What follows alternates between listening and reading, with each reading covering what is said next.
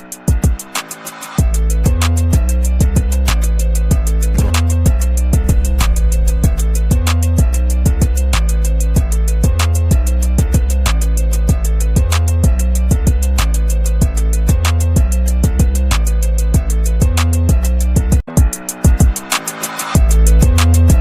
welcome to another exciting episode of the Andre The Beast Crayton Show. Today is another exciting show. Today we're going to talk with an attorney whose journey in this life is truly a journey. You talk about beast mindset. The things that she's done and things that she's overcome is truly that beast mindset.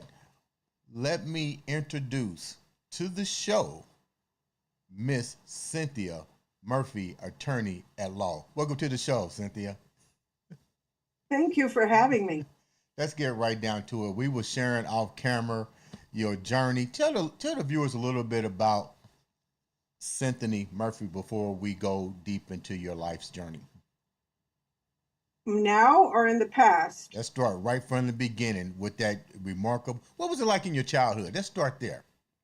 Well, in my childhood, my mother was verbally, emotionally, and mentally abusive. My father used to say he'd have to throw his hat in the house to see if she was going to shoot at it first before he came in. I was a competitive swimmer, and I was training for the Olympics.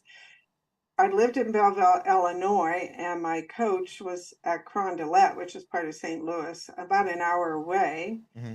And if my mother didn't think I was doing well enough, I'd have to listen to her berate me all the way home. So at 15, I quit. I just couldn't take it. I mean, you give up everything for that level of sports. I just couldn't take it anymore.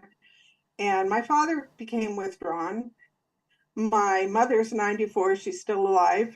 But anyway, my brother describes her as living next to a volcano, calm in between frequent eruptions. So she's still the same. When I turned 16 on my birthday, my father took me down to get my driver's license. When we walked in the door, my mother verbally attacked him again. He packed his bag and he left. How bad was it? Was it a lot of? Was it more verbal drama in your house more than physical? There was no physical abuse. So it was all verbal? Yeah, there was no way to satisfy my mother. It just no way to satisfy her about anything. Whatever it was, she'd find a way to criticize. I would never bring friends home from school because afterwards she would criticize them viciously. What was your father like as you was going through this, getting ready for the Olympics? That's big. I know what it's like to train for to get ready to try to make the Olympic team and so forth. But where was your father at? Did he even step in when your mom was doing these things, or did he have his own issues that you guys had to say, pick my battles, so to speak? I think what he did was withdraw. He just wasn't present anymore. When I was really young, he was, but as time went on, he became more and more withdrawn. We owned a business, and he would come home and eat and then read books. I mean, he just was really quite withdrawn that way from he would do his duty, but he became withdrawn emotionally. I mean, I think he was pretty battered by that. Do you know what his family, did you know what your grandparents were like on both sides, mom and dad side? Were they demonstrating the same type of behaviors? Were they close to their parents? No, my mother's father died accidentally long before I was born, and her mother held me once as a baby, and she died. Oh. And on my father's side, my paternal grandfather adored me. He really was, and without that, I don't think I could have survived in my life. They say you have to have one person who's crazy about you, and that was Donald D. Murphy. And I think I was 9 when he passed away. And my paternal grandmother was withdrawn as well. She was very distant, so I didn't really know her. So how did you continue to navigate? How did you continue to navigate through all this? You're 16 now. Now what happens? You quit the getting ready for the Olympics. That had to be heartbreaking because I know the determination that you had to put forth to get to there. What was the final straw that, I mean, did she really make you that upset that you was like, I'm done?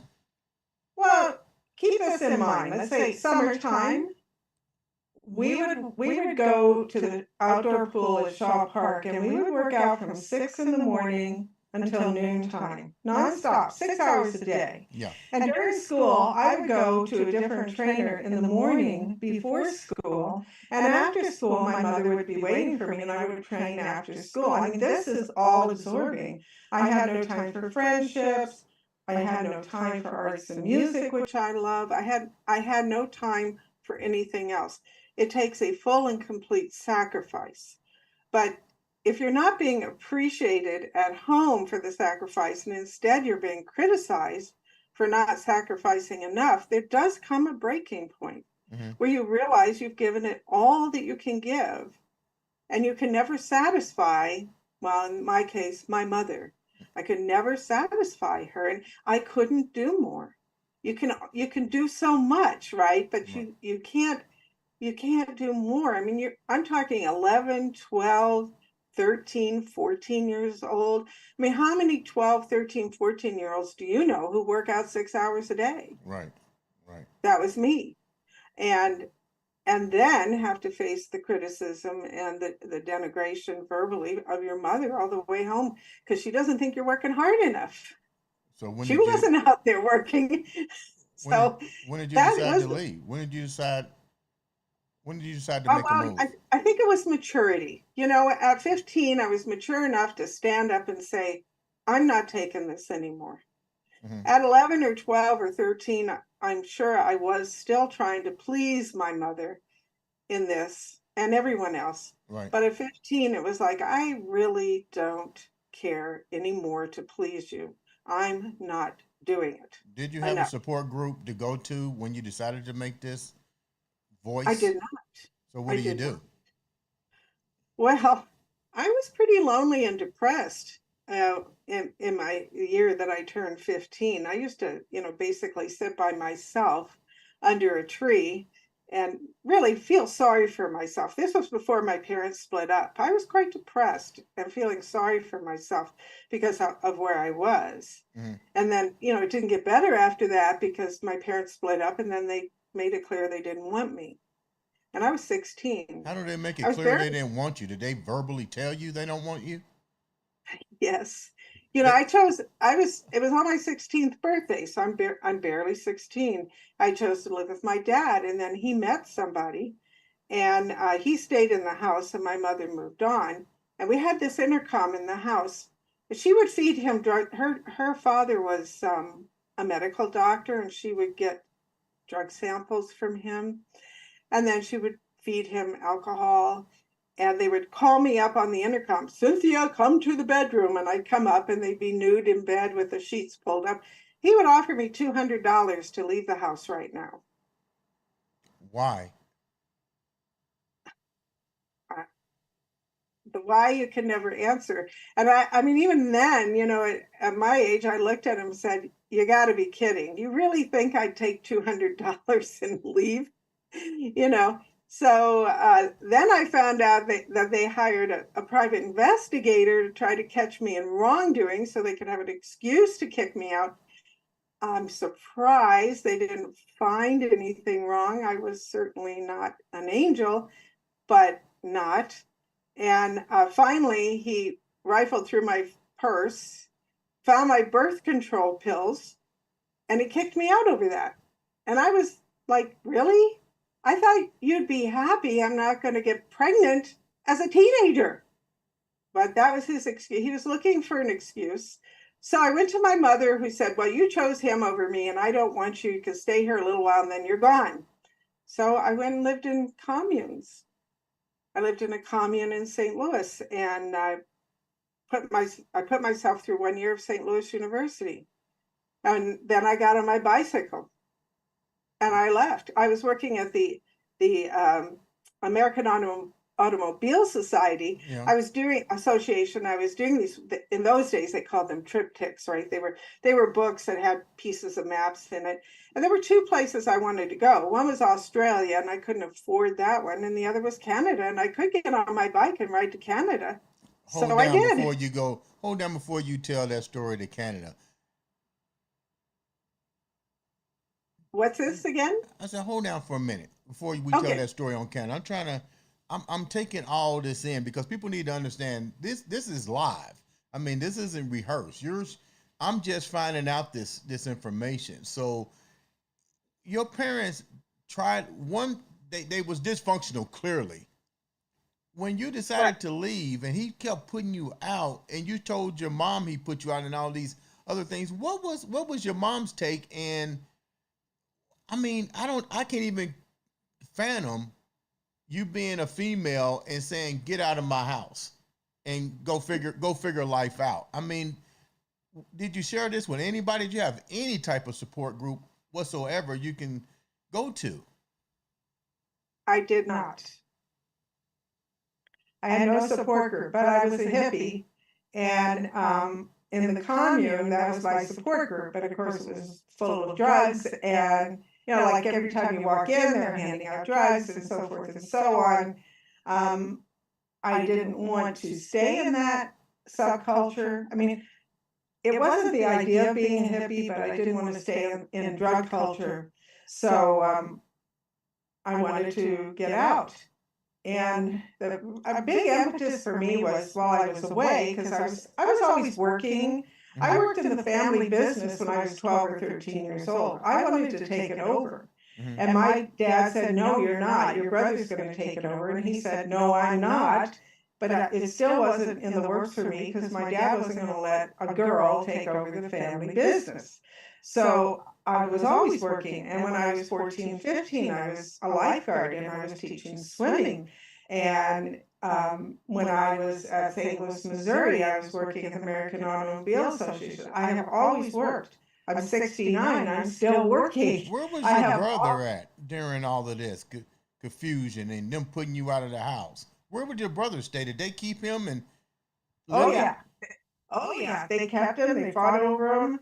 My dad let him live with him. He put him through college. My dad helped get him his job in his chosen field.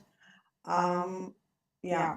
My parents wanted my brother. They didn't want me. I kind of figured this. My brother is a person. I adore him. Don't get me wrong. He knows I adore him, right? Right. And I don't think he got the best deal out of this. It may sound like he got the best deal, I but was I don't getting ready to think say it sounds like it. Why you say he didn't? he's had to put up with them all these Oh, years. okay, I Oh yeah, got you.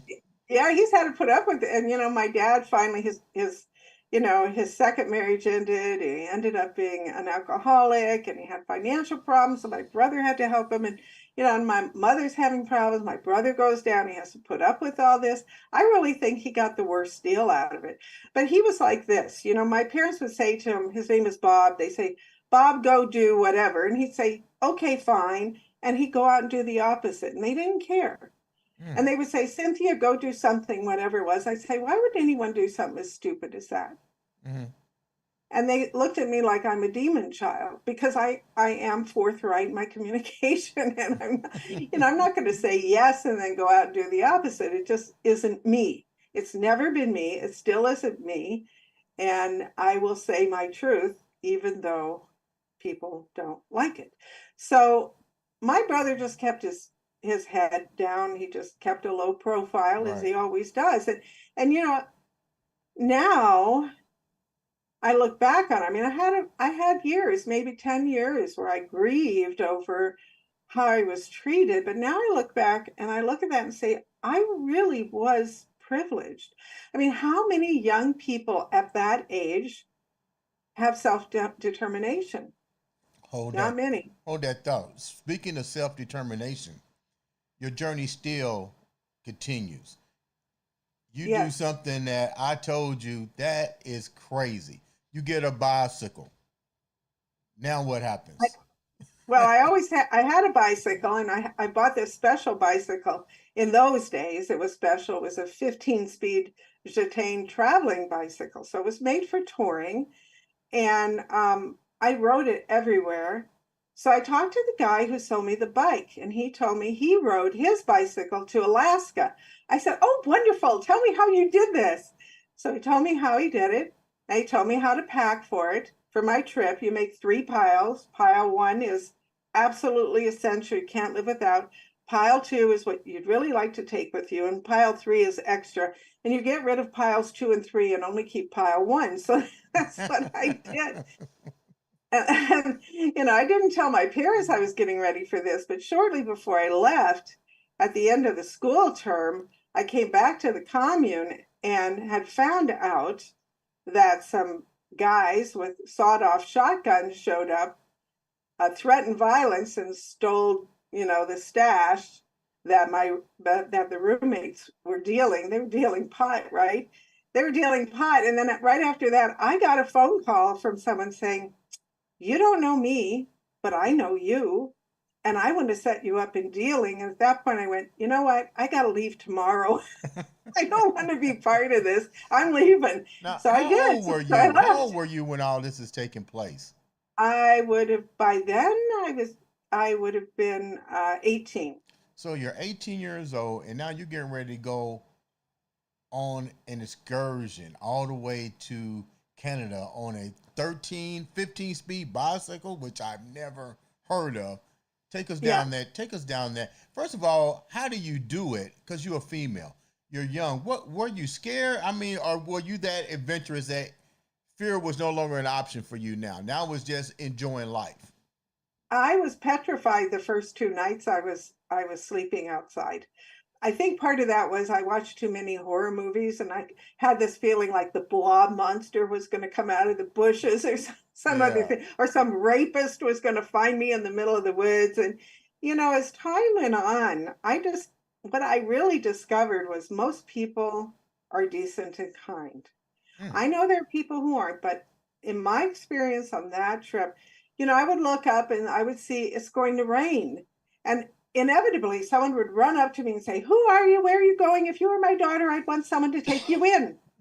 They'd take me in. I think I mentioned to you before, one couple took me to their cabin on the lake. I went to water skiing. I ran into a traveling carnival. I spent a couple nights with carnies. That was an interesting subculture. And then I went up to see a friend in Gary, Indiana, and then I was going around Chicago, and I couldn't make it all the way around Chicago. So a stranger told me that a convent would take me in, and they did. So I was with the nuns for a night. And then I took the ferry across to Mackinac Island. And while I was there, some guy said he had a camp in the bushes. Come stay a couple of nights. You're not really allowed to there, but I did anyway. And then right before I crossed through St. Marie into Canada, by then I had a tan. I might be a redhead, but I'm dark Irish, so I do get a tan. Okay. And there was a powwow, and they thought I was indigenous and invited me to the powwow, but I said no. I wanted to cross the border right away, so I crossed the border. I was immediately disappointed because, in my Americentric belief, I thought everyone spoke French in Canada. They don't. Not that many people speak French in Canada. Right. So I discovered something new, and I found out there was a youth hostel in Sudbury, so I went up there. My bike, the gears were worn out. I couldn't really get parked, so I shipped it back. And stayed a few weeks at the youth hostel. In those days, that was 1973, people were hitchhiking back and forth Canada. So I hooked up with a German national and hitchhiked to Halifax. So I had to do my laundry. So I went to a laundromat, and then I met Carlos from Kentucky, who was a draft dodger, who grew up not far from where I grew up. I mean, the world is pretty small. And so he lived in a commune. So I went to the commune. I had a room in the commune, and there was a heavily pregnant woman who said, "Take my job." So I took her job. So I had a place to live. I had a source of income. And I looked back at Illinois and St. Louis, Missouri, and I went, there's no reason for me to go back. None whatsoever. You didn't think about your family? You didn't think about your family? They didn't try to reach out to you at all? Nobody was concerned about your journey? You're a female. They called me a traitor to my country. And apparently my mother's sister wrote her representative and told them they should eliminate my citizenship. Maybe riding that bicycle might have been the best journey you probably have ever taken in your life. So now you're in Canada. How do you move on? That no matter how you look at it, you said a word when we first started. You got to at least have that one person in your life that loves you. Yes. If not you're just spinning. Do you ever find that one, or what you might have thought might have been that one love? You're in Canada now. Now what happens? Well, I mean, living in a commune is a sense of community. Mm-hmm. I don't feel that it's genuine, in the emotional part, but it is a sense of community. And I ultimately met the father of my children there. I became a Christian, committed Christian. He was already. So we got married and we had 4 kids together. But after about 2 years, he started to hit me. He didn't do it before. He started to hit me. And of course, as these things go, they weren't very frequent, maybe once, twice a year, but they get worse every time. Mm-hmm. And I did try to leave him right after the third child was born, but he got me back. And, we moved around a lot. We'd go to the pastors and they would say, well, you can't leave him for this. The Bible doesn't allow you to leave him for this. You have to be a better wife. So, it was a really difficult decision for me because I knew when I left him, I'm leaving the church. Cynthia, Simple. did you know that sounds very hypocritical. You need to be a better wife. You got 4 kids. You're married. What did they consider you not being good at? You know what? They never explained it. It's just one of those, pat answers that people throw out because they don't know what else to say. I'd have a black eye. I'd have bruises on my neck from being choked. Um, and they'd still say, no, the Bible doesn't say you can leave him for that. Can only leave him if he commits adultery or he's not a Christian anymore. Those are the only 2 reasons. So you So, walk in with bruises and stuff. Was was it okay to call law enforcement, the legal team, leave your leave? Most people would say once you seen it the first time, you see it the second time, even though it's 2 years or several years apart. You see it and you say it gets worser. But I get it. You're in the church. When does your safety and the safety of your kids become the primary factor here, as opposed to trying to save the marriage in an abusive situation that's affecting not only your mental state, but your kids are hopefully seeing it or not seeing it, but people clearly see it because you're going into the church. When does the light come on for you to say enough? well, in those days, my kids were born between 75 and 81. And in those days, they didn't charge people. What in You know, Canada? they didn't charge, and there were no safe homes for women. They didn't have any safe places to go. And that has all evolved since then. So in those days, there was nothing. Mm-hmm. But where it changed for me is he brought me to British Columbia thinking, I think he thought if he got me away from everybody, that he could control me. And our kids are 1, 3, 5, and 7 years old at that time. We're moving into this place, and it had 2 separate spots. Downstairs was for living, and upstairs he was using as an office. And to get that, you had to go outside and enter. There was no staircase or entry. So this man living next door to us, it was in the country, it was way in the country in isolated places on the Kootenai Lake. And this man next door, complete stranger, comes to me, knocks on the door, and says, I'm worried about you. I said, why are you worried about me? Well, I'm helping your husband move his stuff in, his books upstairs, and he's talking about killing you. What? I said, well, yeah, yeah, a complete stranger. And, I said, well, we've been married a long time. I mean, maybe he's just saying, gee, I'd like to strangle her or something. We say that. So he says, no, I'm really worried about you. I want you to know I'm right next door. So now it's like, this is really weird. So it wasn't a day or two later. See, now in this would have been 1982, maybe the beginning of 83. And they were starting to charge people then, right, Mm-hmm. for doing this stuff. And he came in and started aggress against me. And I said, look, you are never going to hit me again. Let's be clear about this. And the police here will charge you, unlike other places we've lived. I've looked into this. I will not let this go. Don't do it. And then he said to me, you're not going to live to do that. I'm going to take a baseball bat. I'm going to bash your head in and spread your brains all over the walls. So I said to him, that would be not so smart to do. Did you You'll be in did you jail. take him seriously? Did you take him seriously on that? Not yet. I said that would be very smart to do. I'll be dead. You'll be in jail. The kids would be in foster care. I don't care. And he repeated the same threat. Then he went to the living room and he sat down on the sofa, put his head in his hands, and started crying. And I went out there and said, why are you crying? And he said, I scared myself. And that was the minute I knew he'd do it. And the very next day, I got a lawyer. He went for an emergency application. I got exclusive possession of the home, and the police came and escorted him out.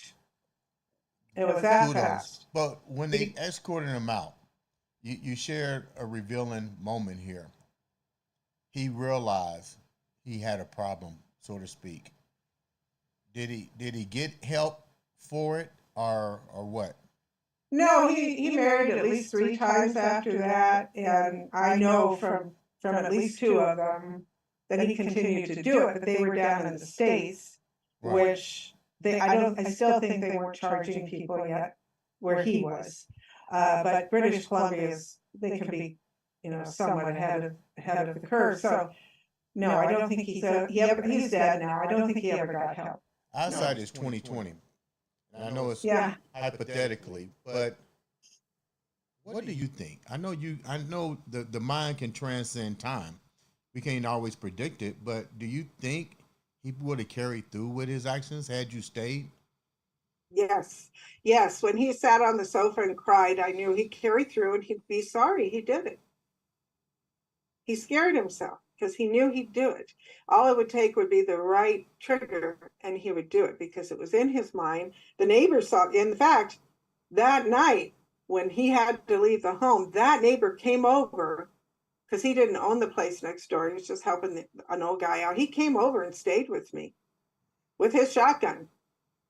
He stayed with me to make sure I was safe. How do you move on now? He's no longer in the picture. How do you move on with your life? Well, I was living in the country and there wasn't much I could do because I have 4 kids.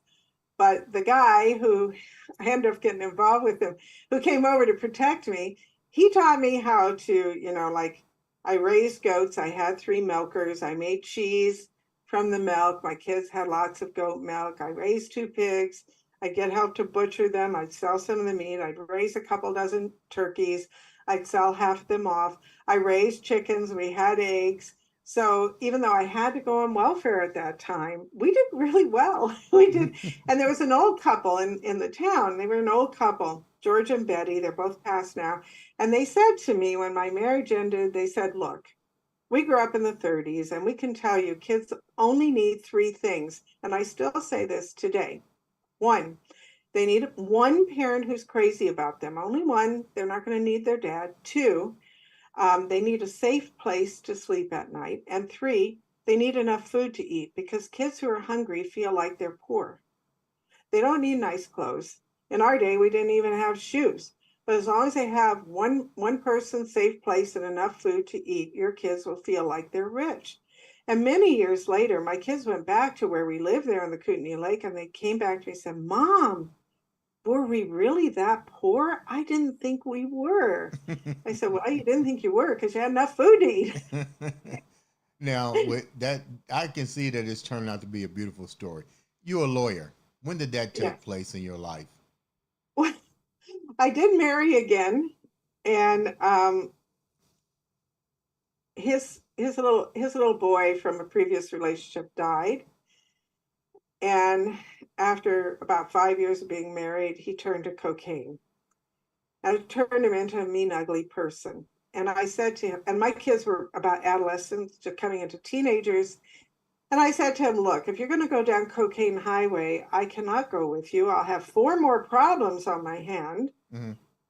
and he refused to do it. And he used to say I was the love of his life, and I think I was until Lady Cocaine came along. Mm-hmm. So he was a high income earner, and after we split up, he did everything to destroy me. And I saw some family law lawyers acting really badly, and I looked at them and said, if those yahoos can be lawyers, so can I. And that was it. It was part of, revenge is the best success scenario. And I got to tell you, after I graduated from law school, for years, I got a lot of pleasure walking into courtrooms and seeing those same lawyers blanch when they saw me walk in. I got to tell you, I'm not going to lie. Being a lawyer right now, and it's funny because a lot of our traumas, disappointments, whatever you want to call it in life, usually pave the way for the greater good if we learn from that and learn to forgive and so forth. But clearly, you've done that. You've now become a family lawyer. What do you do differently when you're in court and you're dealing with a family case and it's somewhat similar to yours? Because you can naturally relate.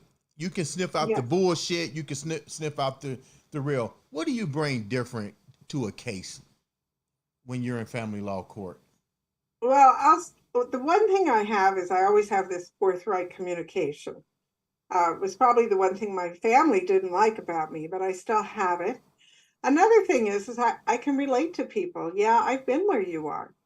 I know what it's like. And I talk to people about, being accountable. I've done a lot of child welfare too, and I talk to people about being accountable, about showing up. 75% of life is showing up. Make sure you're there. Harass the social workers for more visits. I had one the other day. They weren't giving her visits with her child who's not even a year old. I said, harass them. Call him every single day. Call him every single day. I want you to call him and make a real pest of yourself. She did, and now all of a sudden they're giving her visits. They're going to do them in the community. They're moving them into her home. Mm-hmm. I mean, it made a huge difference, and I can relate to that. I'm not shy about telling people that I was in an abusive relationship. I'm not shy about these things. What do you And, think needs to? anger, when people are angry, and they often are in family law and in child welfare, everyone's afraid of anger. I'm not afraid of people's anger. Anger is an energy you can work with. Mhm. Hopelessness or helplessness is difficult to motivate people who are feeling helpless and hopeless. But if they're angry, that's an energy you can work with to get them to do something, what they have to do. I prefer the angry person over the helpless person myself. But a lot of social workers dealing with parents, when they apprehend their children, if the parents show anger, they just want to criticize them. And I'm the first one to say, I'd rather have them angry. So don't tell me they shouldn't be angry. Absolutely, they should be angry. What do you think needs to change In with just family in general to avoid family court, avoid going through what you've been through? You've been in it? You're now in the legal aspect of it. What do you think needs to change in general with us as a structure in America and throughout the world?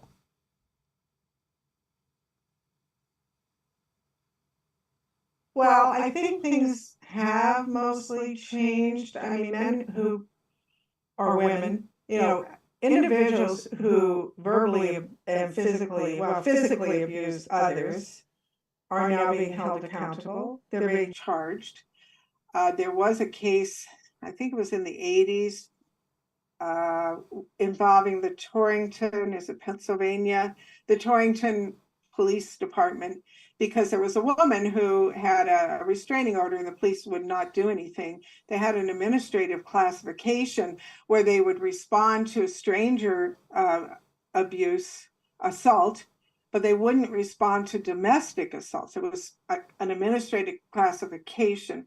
And this woman ended up being quadriplegic because her abusive husband stomped on her back in front of police, and they didn't lift a finger. So she sued the city and got some millions of dollars because now she's quadriplegic. And that case from the US caused the police departments all over North America, I'm pretty sure even in Canada, to reassess their liability if they were responding to domestic violence differently than stranger violence, because it is discrimination. It is discrimination. You need to respond to them both, but at the same level. And I do believe that particular case changed. That was before I became a lawyer. I became aware of that case. I think we have to continue to do that. We have to provide programming for people who abuse. I mean, you know, the father of my children, his dad used to beat them up. I mean, this was generational, right? He never thought he'd be like that. He never wanted to be like his dad. But, you know, when you reach a certain age, usually about mid-30s to 40s, and you've got the stresses, you have a mortgage, maybe a car payment, you have the family, you have to deal with family, you know, you have to deal with all this stuff, making a living, and things maybe aren't going well today. And we have to watch ourselves, because we tend to lash out like our parents did, like what we saw in our family.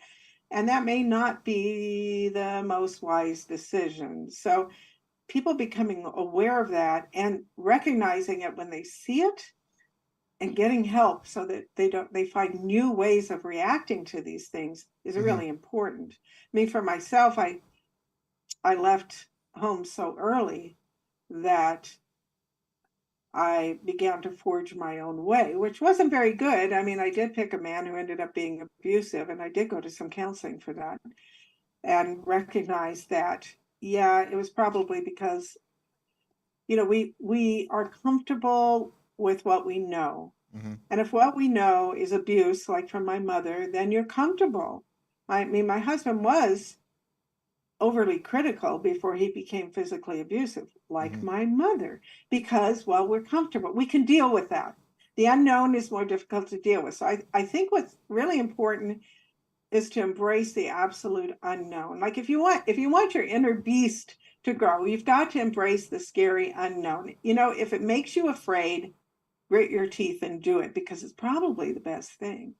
Before we wrap up, first of all, thank you so much for coming on and sharing this truly impactful story of courage. Courage beyond compare, because a lot of people could not do that at that age. And being a female on top of that, my hat's off to you for doing that. My hat's off to you again for going after that law degree and making a difference in family law, from using your own personal experiences into the journey and bringing it into the courtroom. Leave the viewers with something positive before we wrap up today's show. Well, realize in your darkest moments, when everything's against you, that it's just a stepping stone to something better. It's just a stepping stone. It is not the end. It's not the end of you. It is not the end for you. It is only the beginning. These challenges, in my experience, have always developed character. We might hate it. We're in the middle of it. I hate it when I'm in the middle of it myself. But when you come out the other side and you use it as a stepping stone, you realize it was really good for you. And it helped you to go to a higher level. The important thing is to make healthy choices. When my parents kicked me out, I had an offer to become a prostitute, a high-end prostitute in hotels. I could have said yes to that, but I said no, because that wasn't a healthy choice for me. I could have become a drug dealer in St. Louis. Someone was willing to set me up. I said no, that wasn't a healthy choice for me.